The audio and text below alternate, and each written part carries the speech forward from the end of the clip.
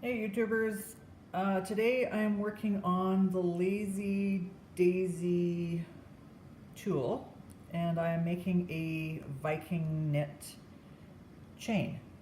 And these are traditionally done on a piece of dowel or a nail or something like that, and this tool just makes it a lot easier because you have this little pedal thing here that you wrap your wires around that gets you started. That fits on the top of this tool. Sorry, I'm one-handing this with the camera in one hand and like traditional way of doing things. So anyways, this sits on top of here.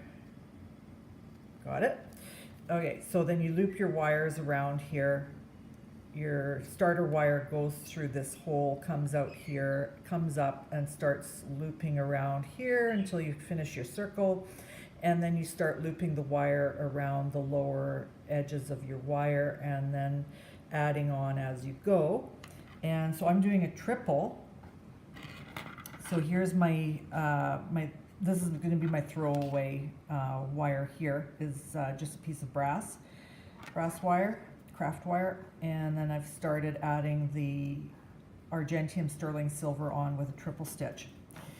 So how I've done it in the past and how the book says you do it is you start off with a 2 to 3 foot piece of wire, and then you have to add wire onto it, doing the same thing. So you slip your next piece of wire through here where your last stitch ends, and then you start continuing on, and then you have to deal with that wire at the end at some point. Now if you're doing a triple, it's generally, and especially if you're drawing it down, so this is a 3/8 inch wide piece of metal right now and very stiff. Once it goes through a plastic or Delrin or a wooden draw plate, it draws it down and it compresses the wire, and it actually makes it more flexible.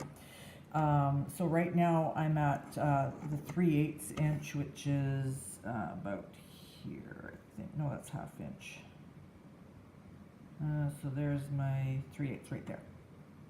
And I'm probably going to draw it down to a 1/4 inch or 5/16. So I'm not going to end up with a piece of wire much longer than the finished piece if I keep it wide like that. But the other thing is that if the weave is not tightly compressed, as in these smaller gauges here, the wire does have a tendency to stick out, I find, especially with a looser single knit weave. And so what they say is you work with your 2 to 3 foot piece of wire, and then you have to add your next wire on. And I've decided this time that I'm going to work with the properties of the Argentium, and I'm going to fuse the wire ends together. So I just finished fusing right here. You can see and it's a bit rough. You can't feel it, but I can, and it's rough there. That's where the fuse is, and that will actually get buried in the weave itself. If you look at the piece of metal, you can see where I've actually added metal. So this is one 2 foot section, here's another 2 foot section, here's another 2 foot section, and here's another 2 foot section. So once this gets thrown into the pickle pot and then drawn down, all of that oxidization there from the fusing process will go away, and it'll be one sparkling, shining piece. But it's not easy to fuse 28 gauge wire together, and I'll tell you why. That stuff is liable to melt very, very quickly once the torch hits it, and you need to have very good torch control.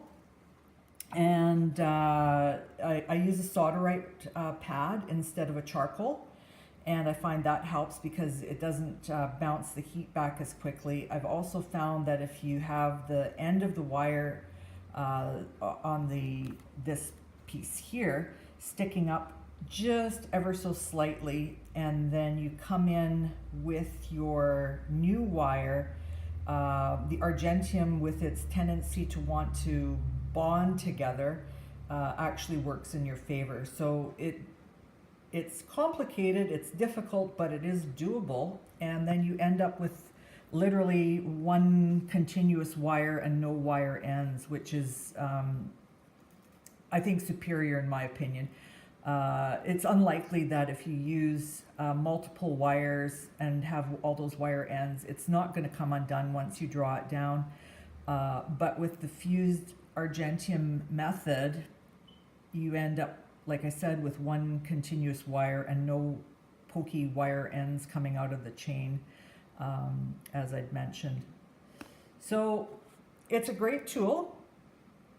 And if you're using bigger wire, it'll actually probably be a lot easier. 28 gauge is the smallest wire that, oh no, sorry, they do have 30 gauge here as well.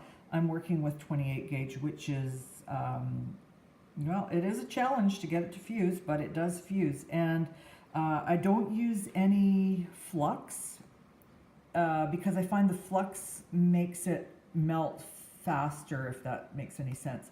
And I find it fuses just fine together with, so what you want is your end wire. If this is your solderite board, you're going to have this end wire sticking up about that far off the board, and then it will relax, and then you don't want to push the new wire too hard into the end. You want it, you want to brace your wrist off of the solderite board holding the new wire, and then just heat it very gently until it starts to glow. And then if you're, like I said, anywhere near the ends with those two wires and it's glowing, they will attach. If it does end up melting and balling, which you'll probably experience in your first few times, just trim both wire ends off if they've balled, and then start again. And leave yourself at least a good 2-3 inches of wire on your finished end, so that in case you end up melting it too far, you're not getting too close to your piece. All right, hope that works, and you can certainly do that with other continuous chain making techniques where you're adding wire or needing to add wire to that. And it's working for me. Thanks for watching.